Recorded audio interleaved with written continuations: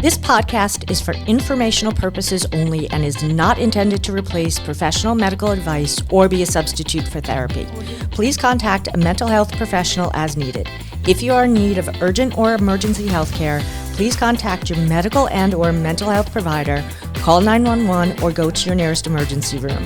The information presented in this podcast does not reflect the opinions of those with whom Dr. Ellick might be affiliated as an employee, consultant, or colleague, past or present. Hello and welcome to another episode of From Mayhem to Mindset with Dr. Laura. I am your host, Dr. Laura Ellick. And you know, what's really interesting, and I've talked about this being in the South Florida area, is it is a large community and yet a small community at the same time, particularly for people who work in the addiction industry or mental health industry. So people, I see their names all over the place, and this podcast has actually given me an opportunity to really meet people and say, hey, why don't you come on my podcast and tell your story? So my guest today is actually one of those connections, which I really love. So the podcast is actually paid for itself by now. So yeah, so my guest is officially Daniel Rubin, who is a licensed professional counselor and mental health counselor, and he brings over 16 years of experience in diverse mental health settings. His journey includes working in state mental health facilities, inpatient and outpatient psychiatric facilities, a maximum security prison, we need to talk about that, inpatient and outpatient substance abuse facilities, and various private practices. Currently, Mr. Rubin is the founder of a specialized men's-only intensive outpatient program, also known as an IOP, and it's called Transcend Wellness, and it caters to those with mental health and substance abuse disorders or substance use disorders. Thank you, Daniel Rubin, for being here today. Thank you so much for having me. I am so happy to have a conversation with you. Yeah, I'm excited. I'm excited but nervous. Nervous. Okay. I'll say it. Okay, you know we're all friends. I put out the anxiety verbs and just let it go. We are all friends here. Yes. So tell me a little bit, you know, most of the people who I talk to, and the reason for having this podcast is people go through phases in their life where it looks like things are just never going to get better. Oh, yeah. They've hit the bottom. They're in chaos. Mayhem, of course. I don't know if you heard my first episode, but I came up with the lyric from an Eminem song. From his Recovery album, Beautiful. Which, you know, I'm a big Eminem fan. I haven't given a plug for him recently because I'm afraid of a restraining order, but everyone knows he's supposed to be. He'll come on the podcast. Keep shouting him out. He's supposed to be my boyfriend, but he's not calling me. So we're continuing to put it out. So come on. Paul exactly. Rosenberg. Exactly. So, but here's the thing. What do you think was your turning point? Because there are some people I've talked to who are in a hospital bed, or they've just had an OD, and it hits them, or they have cancer. And I've people who will be coming on here talking about these kinds of stories as well, and they're like, I got to change something. Something has to change. So for you, did you have one of those moments, a series of moments? What was that like for you? Well, I had a series. You know, I started using substances when I was around 12 years old.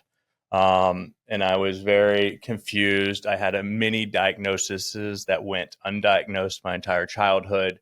And there was many events. Like my first major arrest was at 18. I was charged with 4 felonies. But that wasn't it. You know what I mean? And 24, I think I got a DUI, but I was one of those successful drug or alcoholics. So wait, so after the 4 felonies, which by the way, go big or go home, right? You're going to get 4, right? Yeah. So you did the 4 felonies and that wasn't enough. No. So do you know at that time, after you had the 4 felonies, were you just like, this is a fluke? Or like what happened to be like, I'm going out there again? So I think it was a combination of like a lot of things, right? So, and this isn't judgment against anybody. Of course. This is just like what I see as I look back. You know, there was a lot of systems that were in place to kind of keep me going and keep me in denial. And the family system wanted to stay in denial, right? It's very hard as a parent today. I see it, right? To see something wrong with your child. Oh, for sure. And, you know, my parents, I really think they just wanted me to be okay. And they even looked back and I would ask questions and they were like, we just thought you would grow out of these things. and I downplayed it as much as I could because I wanted to continue to use as much as like consciously or subconsciously I knew it. Like that was the driving force all the time. So I had these like big moments, like those 4 felonies in college, like shook my world. I was terrified, right? But wait, if I could just ask, like your parents were a little bit in denial, right? Which I get that. We see that all the time, right? Yes. But you have 4 felonies. Were your parents just like, okay, well, 4 felonies, I mean, it wasn't an underage felony where the slate could be clean. I robbed a drug dealer. So were your parents like, okay, this is kind of like a guardian angel kind of thing, like because you were cleansing the community of a bad person? Like, what's the rationale, if you know? Well, listen, part of my issue and part of the problem with successful drug addicts or alcoholics is we tend to be pretty smart. We tend to know how to manipulate at a high level.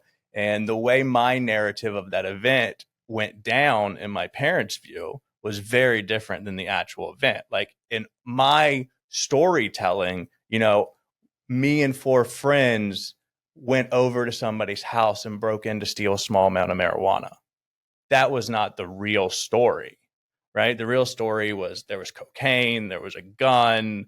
It was a much bigger story. But what I sold to them and what I like swore I would never tell them was the real thing, which in their mind, and this was part of the issue too, I did really well in high school. Like I never really got in trouble. I got into the only college I applied for. There wasn't any issues. Like I had 4.0s. I did the normal things that a normal kid, middle class growing up would do. So like this shocked them when it happened. And the way I formed the narrative allowed them to really not see it for what it was. And it didn't allow me to see it for what it was. Like I remember sitting there and like the judge was actually talking about like, this is like a 7.5-year sentence thing. Cause it was like grand larceny, burglary. There was like some other charges. And it was like, oh fuck, like this could happen. This is real. This could happen. Yeah. And I was terrified for several months, right? Like I got a really good attorney. They put me in this pretrial intervention program. I did probation. I worked for like 6 months doing community service. This is not funny, but it is funny. I got arrested 2 more times within like a month of those 4 charges. Wow. For underage drinking. And that was the moment my family was like, listen, we're taking you out of college. You need to come home.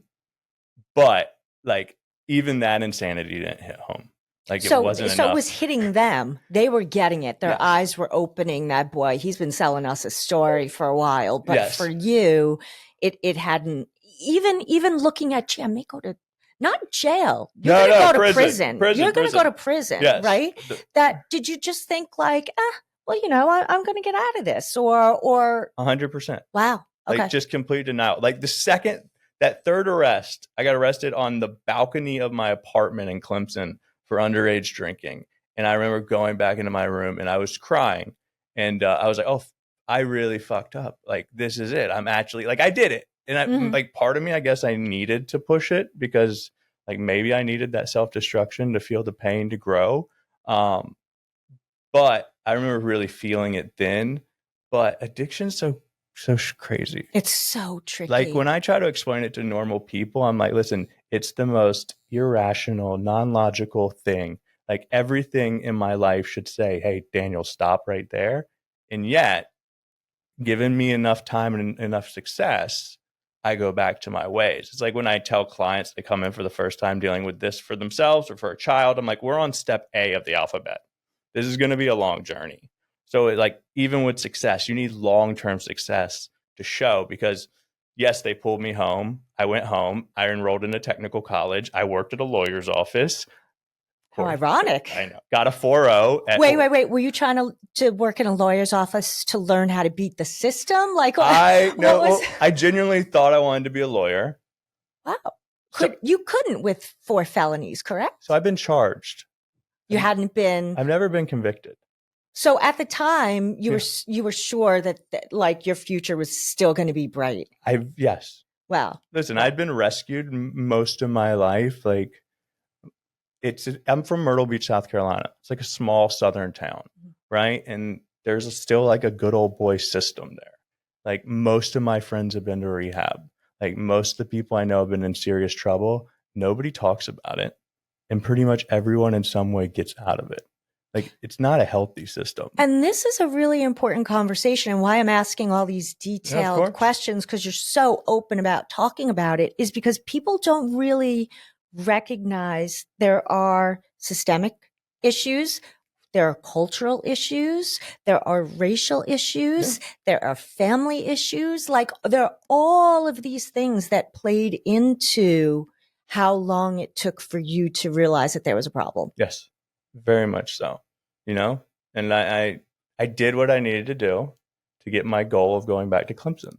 That was the goal. I want to go back to college, and I was good. Like I was sober for 6 months. I went to therapy, did not really know what therapy was. I knew I had to go to please my father, and I had to pee clean and do all that stuff, but that was it.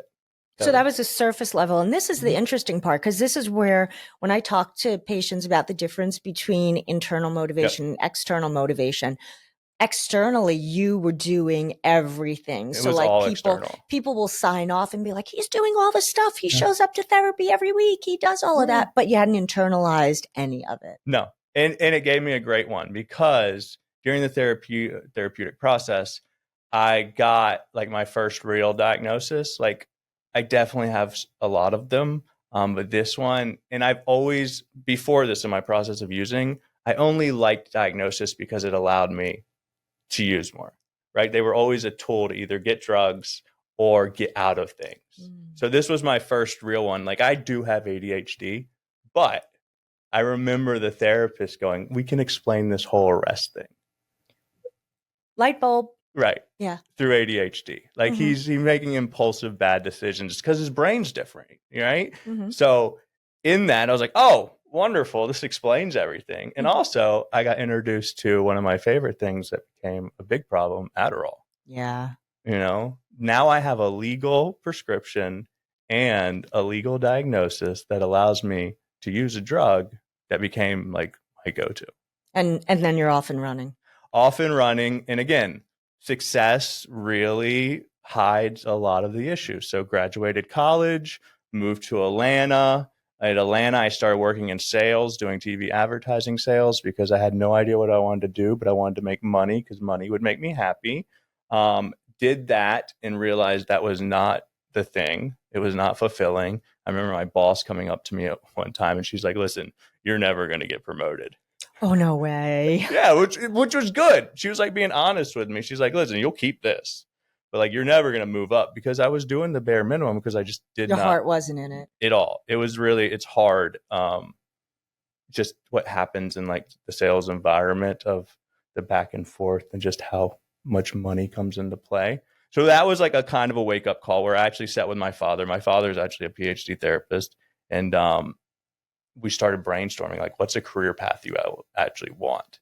And through that, which I'd been terrified to ever tell him, I was like, I kind of want to do this therapy thing. And he was like, what? I was like, yeah, I do. It like meets all the requirements of actually what I like.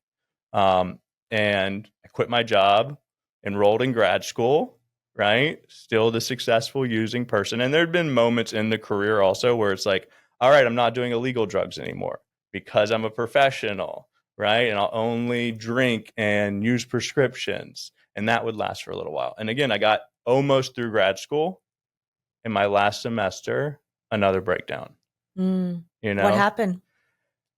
I really had like a come to Jesus kind of moment personally. This was more internal. I had this project that was due. It was like my last semester, last class. And I'd done what I'd always do, which was wait till the last minute. I'd be the guy in the group that would compile everything, that guy. And I went out the night before, like I always do, to go drink. And I woke up that morning and I was just frozen. It was like I was so done with like all the lies and like I had said everything in the world to get out of things. So this was not ADHD paralysis. This was definitely beyond that. This was more like, oh my God, this is my day of reckoning. Yes. It just hit you. It hit me. And part of the process too, like in grad school, we had to do group therapy. And in part of group therapy, they highly recommended I go to individual therapy. Can you believe that? I was like, ah. And like I went in there too, like into the group therapy. I was like, I'm going to talk about all my issues. Like I'm going to be open. Why I have trouble in relationships. I talked about nothing because I was so just denial. So I'd been seeing an individual therapist through the school. And I emailed them and I'm like, listen, I don't even know what's happening. Like my girlfriend was at my house at the time and she's like, tell me what to do. I'll make the PowerPoint. And I was like, I'm not doing any of it. Wow. And I emailed this therapist and I was like, I don't know what's happening, but I cannot do this anymore. And I'd been really open with her about my use. And that was like red flag city. So the dean gets notified and, they come to me and they're like, look, you can't do this and be in grad school to be a therapist. Like it's crazy. So you need to get out of here, get sober and figure it out. So that was like my mini wake up call. So I did. I went to therapy and I stopped all of the illegal drugs and drinking. So you didn't go to rehab or anything. You just cold turkeyed it. Outpatient therapy. Mm-hmm. And I want to be clear. I did not stop prescriptions, right? I was still prescribed Adderall and I built a team around me that was very okay with me being on this. So I had a therapist that agreed with it. I had a psychiatrist that agreed with it. My school was okay with it. Because it was prescribed. It was prescribed. Even though everybody knows that it's a drug that's abused frequently. Yes. And I was not upfront about how I viewed it and what I was doing with it. It had not gotten that crazy yet, but I definitely loved Adderall, right? So even AA, like I got involved with AA then, and I found sponsors and I found people that would be willing to work with me on the medications, but I wasn't fully in. I would do 1, 2, 3, and 4 of the steps, and then I would drop it. So fast forward to the real moment that transcended you and how you decided to be where you are right now, which we'll talk about, is you own your own IOP. Yes. So fast forward like 6 years of... Wow, 6 years. So this is going on for... 6 years. And I'm progressively doing better. I'm doing things. I was a clinical director. I designed a substance abuse program for that prison in Georgia. Like I was the CEO of an IOP in Atlanta. So like I'm progressively, like right before I would get fired from a job, I would move up to another. Like I was very good at having something in your back pocket. Yes. What would you, if you could say, what was the theme about what you would get fired for? Not showing up, or did people suspect you were using inconsistent behavior? All of it. All of it. Like okay. I couldn't do paperwork. I couldn't be consistent. I couldn't show up. I would miss big things. But like the other side, I would be really good with clients. Like I could be really good in the room as a therapist, but like the little things that are very important, like the first inpatient psychiatric hospital, I was just late all the time.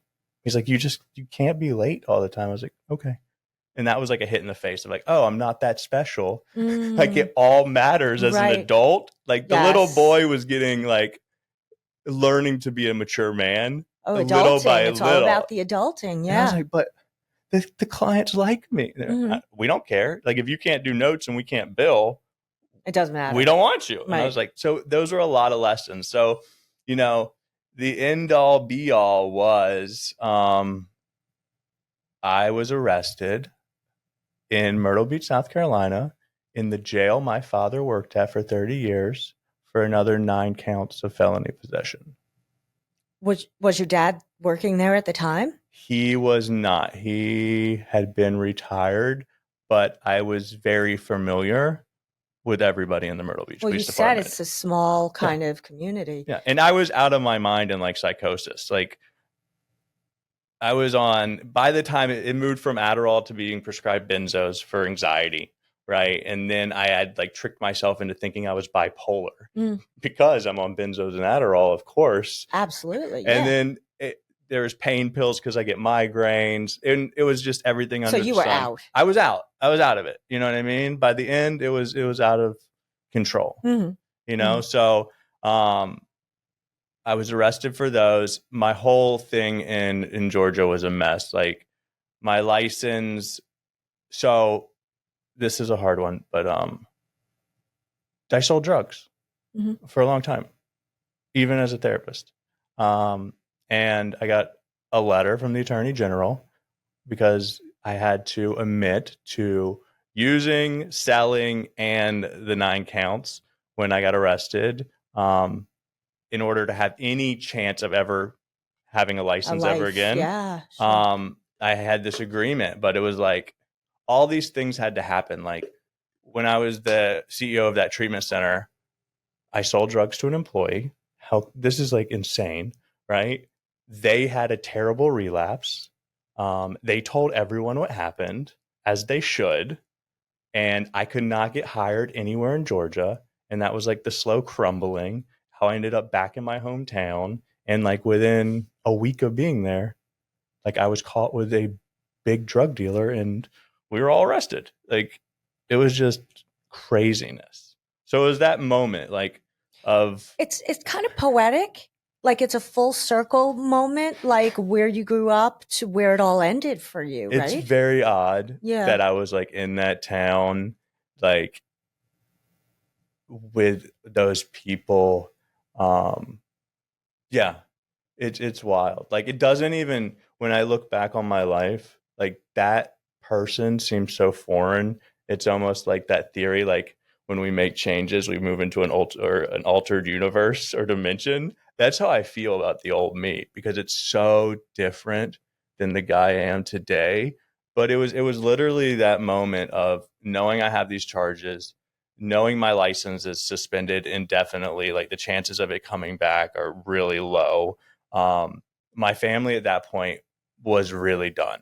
Like they had finally got into therapy several months before because during the whole process of losing the job, like I lost the apartment. I was technically homeless. I had a car, but and nobody would finally help me. Like I remember telling my dad like several months before all that happened, I was like, I can't pay rent. And he just didn't say anything. And it was like the first time ever. And I kept repeating it. I was like, I don't think you understand. Like, I'm going to be homeless. And he didn't rescue me for once. As a parent, that must have been so hard for them to set that. They know, like parents know they need to do it, but actually doing holding the line. Yeah. They didn't, it wasn't until they got involved with the therapeutic process that they were finally able to do it. And I thank them about it today because I can't even imagine. It's so hard, especially as a parent, to see your kids and like you always want to come in and even to watch them cry. Absolutely. It's super hard. Absolutely. So what happened? How'd you get to here? Where I am? So, I had a nice conversation with the judge. Judge Long was like, listen, you can go to treatment, right? Or you can face these charges. So I got put on a plane to Florida, and this is the state I would have never picked. Like, well, Florida's the addiction capital of the world. Come on, where would you have gone? I begged, by the way. I had a whole idea because I'm a therapist. Of course, I knew what was best for my treatment. So, and I was convinced I was still into the bipolar diagnosis. So I was fully convinced I needed to go to a place that was dual diagnosis. I needed to go back to Atlanta because I was living in Atlanta for those whole like 10 years. So, and I pled. I was like, let me go to MAR. Like, I know MAR. It's a great place. Thank God they didn't send me there because I know Atlanta. Because you know everyone. That was brilliant of them to send you to Florida. I don't know if they knew to do it that way or just worked out that way. Well, my dad had worked with Boca House like a long time ago. Boca House has been here for a long time. So that's all they like really knew. And you know, my only memory of Florida, like my Jewish grandparents lived in Delray. So like my memory of Florida is eating at a Jewish deli at like 3:30 in the afternoon. And like, you know, the coffee and the dessert that come with the meal and then being so hungry by 8:00 because we ate at 3:30. But that was my only memory of Florida was like the gated little Jewish golf course communities where all the houses look the same and there's nothing to do. Yeah. So I was like, I was so broken that I really didn't fight at all. So in spite of the fact that this judge was going to give you a chance, right? You were arguing with him, like send about me here, going to send me here. Yeah, of course. Yeah. Listen. So people, can you hear this? This is how deep the addiction goes, right? That it really, as you said, you're a different person now. As you look back on it, it's like I'm thinking, I would be so scared to even talk to a judge, but that's me being in my right mind. Of course. Right? You had gone so far down at this point. What the heck? I'll negotiate with the judge. It's worked for me all this time. Listen, I was like, still, like, you're still so sick. Yeah. Like, being sober is like step one for me. Like, there was so much work I had to do besides like 12 step and getting sober, like the therapy that I needed to do. Like, I've been in therapy since I was 18 and really never touched on it until like those moments of getting sober and allowing my brain to heal, and then jumping into all the deep inner child work and reparenting the child and really giving myself what it needed. But it was a fight. This is a good part. Like, so I'm on the plane to go to Florida, and I run into one of my buddies who owns a construction business, and he's flying to Florida too. He's like, "Hey, what are you doing?" And I'm like, "I'm going to treatment." He's like, "Oh, cool. You're going to run a new place?" And I'm like, "Yeah." He's like, "We should go have dinner in Fort Lauderdale when you land." And I was like, "That sounds great." And like, just the shame and embarrassment of like, "No, sir, I am not going to run a place. I'm going to be in the place for, until my lawyer said he'll call me," which did not happen for a long time. How long were you in treatment there? Probably about 9 months total. Full spectrum of care. And it was a shock to me because I did not know Florida treatment. Like, what I'd known in Georgia is there's not, like, the PHP program is completely different. People come from home. There's no PHP with housing. Like, I didn't fully understand how many people AMA. Oh, yeah. Like, I was sitting in this place and I was like, oh, I have to be really good. I can't leave. Like, it finally sunk in. Like, if I have any chance of beating these charges, you got to be 100% compliant. So I was on board with that. So even that was external still. Yeah. I want to beat the charges. Yeah. Not, this isn't the kind of person who I am, not the person who I want to be. And this is something that I think you're pointing out. And I have to thank you so much for your honesty, because you being so raw and so transparent is going to help somebody else, because the biggest issue here is, you didn't say it directly, but you alluded to it. The difference between being dry versus being sober. So not anybody, but it's easier to just cold turkey it and not use anything.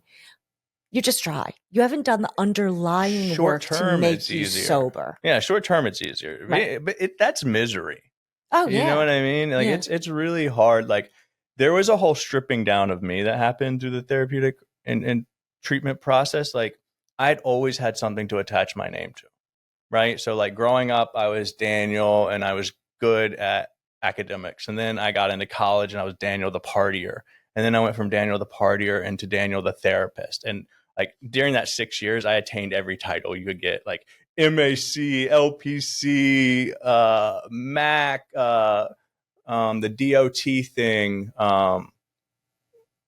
all these things, whatever certificate. But they're all labels. Of course. And nothing to do with who you were as a person. I remember sitting in that office when I was the CEO of the treatment center. I had these big floor to ceiling windows and like the whole office with the couch in the back, and I was like, I'd look at the card and I'd be like, oh, it doesn't feel real. So when I was finally like sitting in the treatment, the bed, it wasn't a great bed, right? And it was like that twin bed with the dirty stains on it. And I was like, how did I get here? Like, we can curse on this podcast. Oh, how the fuck did I end up in this bed? You know what I mean? Like, with no money, I had $100 bill, like a suitcase, and that was the only things to my name.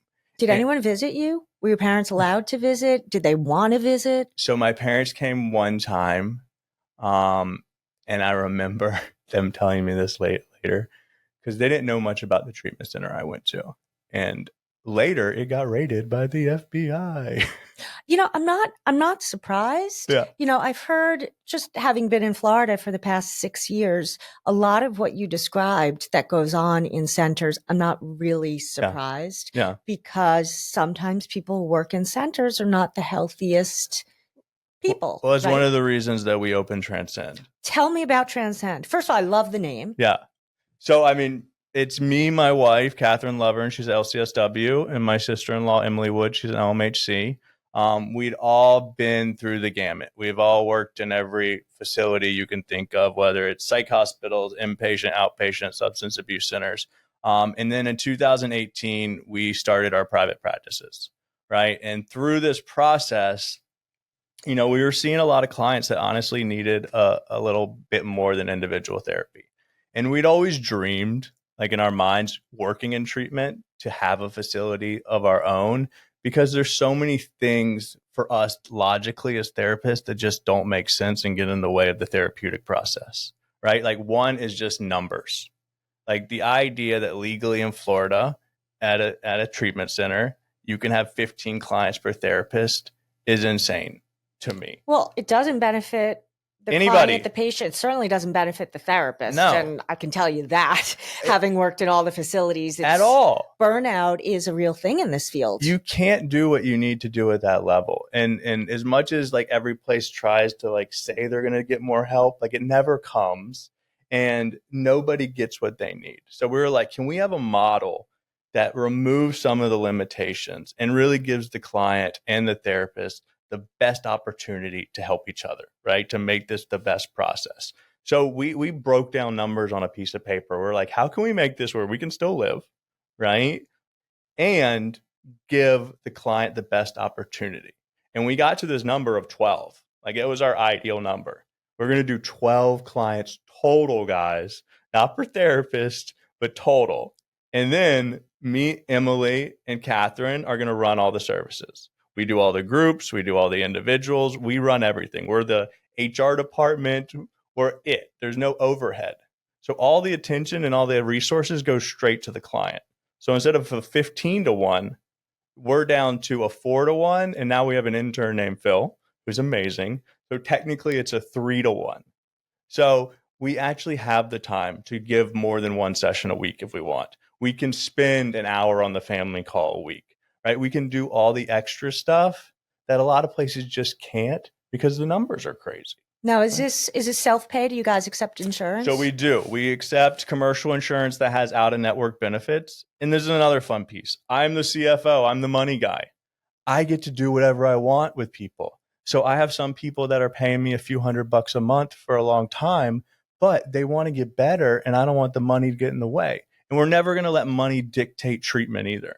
Like, if somebody needs to stay an extra month, we can do that. I think last year we got to scholarship 7 people in our first year just because. See, this is the stuff that I think people need to know about, right? Yeah. That there are programs out there where people are sacrificing themselves for the benefit of the client, right? And so when I think of, and this is a broader issue, but when I think of someone like Bill Gates, sure, who just said he's going to close his foundation and he's going to give away like however many billions of dollars that he has, right? Mm-hmm. You know that those dollars are going to go to things, not that these aren't important issues, things like, water for people in a faraway country. I don't even know, Ethiopia maybe, or one of the African countries where the water, everyone should have clean water, right? But then we know that the addictions are killing our children, killing our adults. Like the toll, just in terms of our economy, what addiction costs the economy in terms of lost productivity, people who are working but not really doing a good job working because they're checked in, checked out, all of this stuff. Why can't we as a culture see, hey, Bill Gates, hello, like there you are. You are. It's funny too, because I'll meet with the business side of the industry, and one of their first questions is, what's next? How are you gonna grow? What's the plan? Are you adding this? Are you adding that? And it's no, I don't want to. And we don't need to. We want to do one thing. We want to do it really well.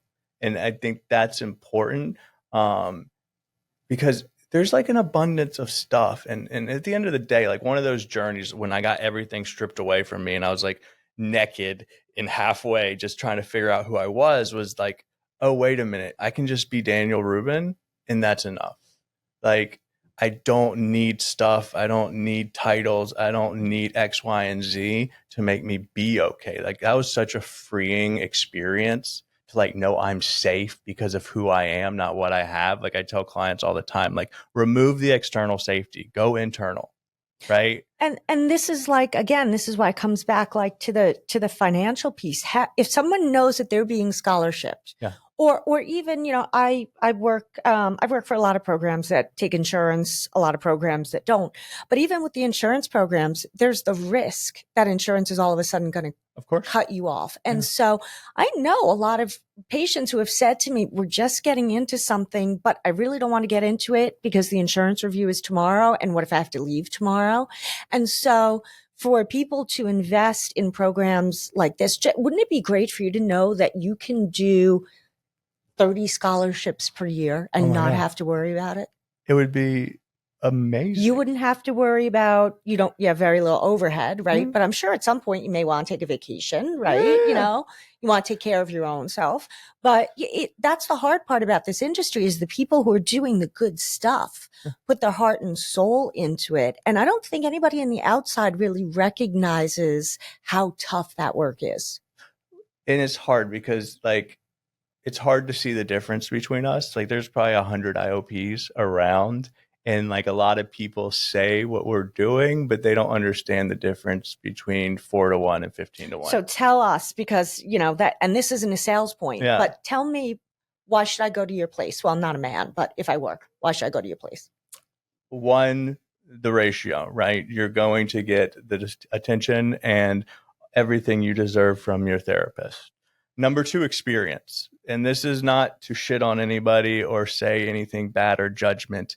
But for a lot of clinicians, and I think both of us have experienced this, once you hit a certain level in your career, you tend to go into private practice. It's where the money is. And it's hard because as much as treatment might pay, they don't, right? So what I can make in a treatment center is far different than what I make in a private practice.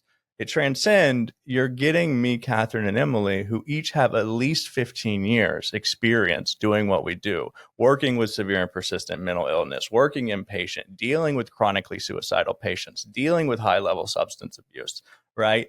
That are actually being your clinicians. We're not bringing in any facilitators. We're not bringing in extra therapists. It's us as the team providing your care. At a lot of the other places, what they do is they hire people right out of grad school, which is great. I love it. Well, they need, they need experience. However, a lot of times they're running the show with very little supervision because all of the clinicians are busy trying to manage a very large caseload. Right. And a lot of the really experienced clinicians eventually leave those centers to do their own private work because that's where they make the money. So you're getting the experience, you're getting the one-on-one attention, right? Also, there's a level of concierge type of white glove service. Every one of my clients gets my direct cell phone number. Everyone gets Catherine's direct cell phone number. Everyone gets Emily's direct cell phone number. They are talking to the owners directly. There's no red tape. There's no 1-800 number you call to schedule your appointment or to have a medication adjustment. Like if I need a med adjustment, I get on the phone with Beth, who's our APRN, and then within 10 to 20 minutes, she's back to me and we have a solution. Now, how long have you guys been open for? So technically 2 years. Mm-hmm. We were fully licensed in 23, I believe.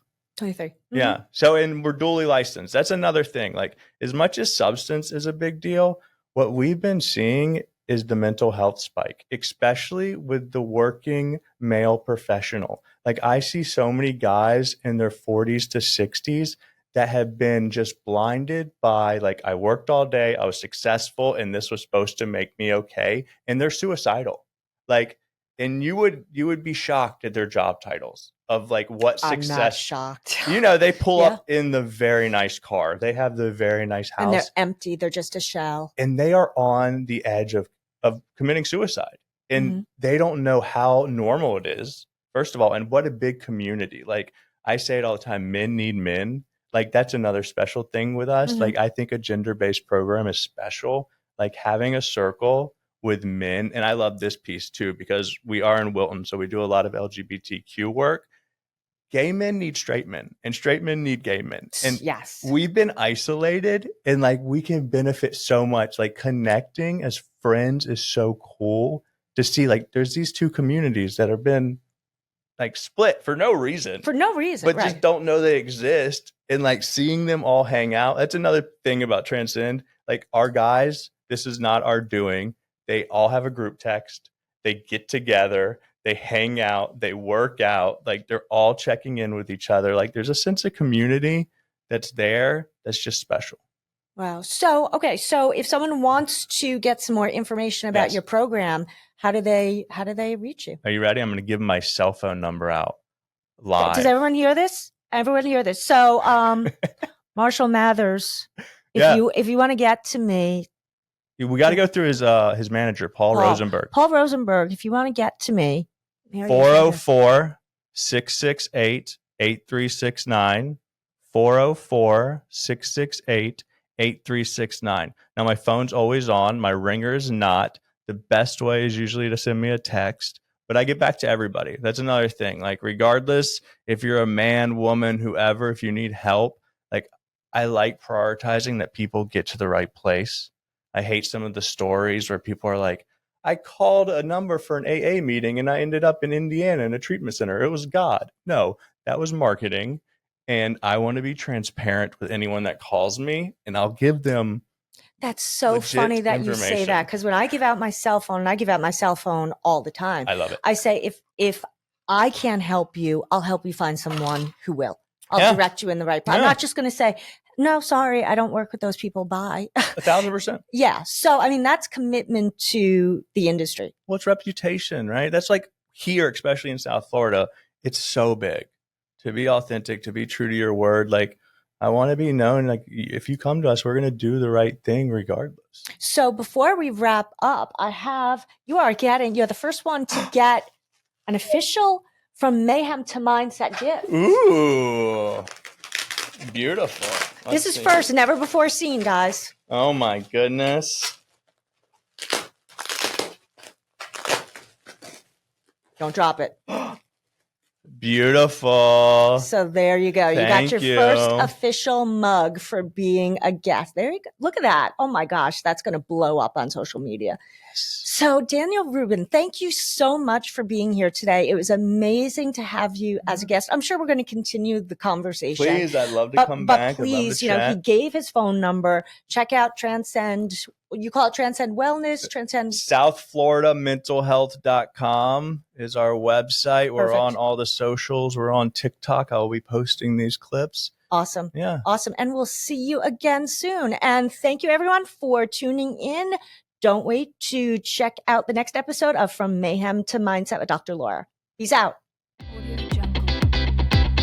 Thanks for joining us on From Mayhem to Mindset. If you found today's episode helpful, be sure to subscribe wherever you get your podcasts and leave a 5-star review. It really helps spread the message. Want to dive deeper? Check out my book, Wisdom from the Universe, available now on Amazon. And if you're looking for a speaker to inspire and transform, I'd love to connect. Visit www.lauraellick.com to learn more. Remember, you don't have to just survive, you can thrive. See you next time.